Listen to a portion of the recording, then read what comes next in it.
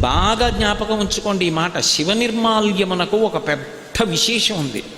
శివ నిర్మాల్యము అంటే శివుడికి పూజించినటువంటి పదార్థం నేల మీద పడి ఉండగా తొక్కినా, దాన్ని దాటినా పూర్వజన్మలలో చేసుకున్న పుణ్యం, ఇప్పటి వరకు చేసుకున్నటువంటి పుణ్యం పోతాయి.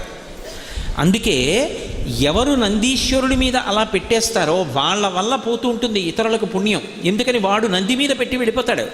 గాలి వేసింది, ఆ మారేడు దళాలు కింద పడిపోయినటువంటి మారేడు దళాన్ని వెనక వెళ్ళినవాడు తొక్కాడు. ఇప్పుడు ఆ పాపం ఎవరిది? ఇద్దరికీ వస్తుంది.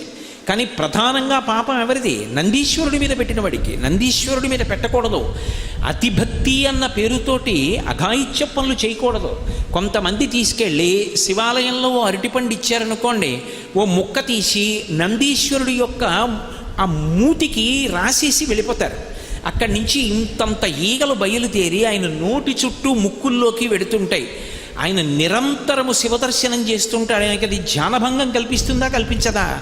ఒక ఆలయంలోకి వెళ్ళాము అంటే ఆలయం యొక్క మర్యాదని పాటించాలి.